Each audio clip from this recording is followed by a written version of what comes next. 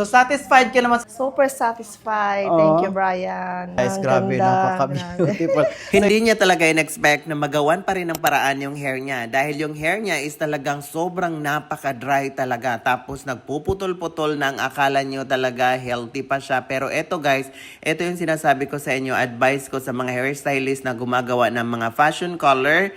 Kailangan talaga natin i-check muna natin or strand test muna yung hair ng client. Dahil ang akala natin is kaya pa nating i-revive yung hair nila or ang akala din natin is healthy pa. Pero eto guys, kailangan mag-strand test tayo back to back or yung sa harap or sa likod. Dahil minsan ang akala natin healthy pa yung nasa likod or sa harap. Dahil eto guys, nung tinest ko yung hair niya, talaga marupok na siya. Tapos yung pinakaharap din is talagang nagpuputol-putol na. Tapos yun, minsan kasi pag nag-strand test tayo sa likod lang natin tinitest, pero sa harap hindi natin alam na yun pala is masusunog minsan yung hair ng client dahil hindi rin natin maititest yung sa harap. So kinakailangan talaga na i-test natin back to back. So kailangan i-test muna sa likod and then i-test muna natin din sa harap kung gaano katibay ang hair ng client. Dahil minsan guys is yung sa likod is talagang hindi nila maaabot na mag-DIY minsan or nagpa-plancha.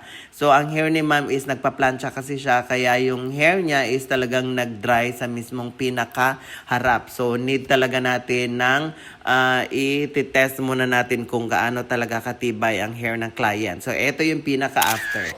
Tingnan nyo after guys, grabe, nagawan pa rin natin ang paraan na magkaroon siya ng lowlights and highlights at the same time magbe-blend yung pinaka-white hair. Dahil yung pinaka-main problem talaga niya is marami talaga siyang white hair.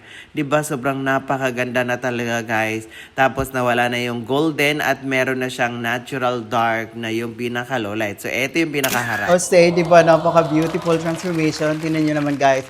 Yung hair ni ma'am guys, yung white hair talaga is marami talaga sa harap. So, kaya tayo naglagay ng pinaka-face framing highlights na kung mapapansin nyo, meron siyang light and dark. So, once na humaba yung pinaka-white hair niya guys, hindi siya obvious na obvious. Eto guys, umupo sila umaga hanggang eto gabi na talaga. Dahil eto yung sinasabi ko sa inyo, wala talaga yan sa ikli or yung length ng hair, kundi sa procedure talaga, lalo na kung marami tayong problema sa hair. So, estimated lang talaga ng 6 to 7 hours, mahigit talaga. So, eto guys, tatanungin natin si ma'am. So, satisfied ka naman sa transformation mo for today, ma'am? Super satisfied. Thank you, Brian. Yes. So, ang highlights mo dati, ma'am, nagtataka ka na parang nag-hair fall ka, pero napuputol na talaga siya.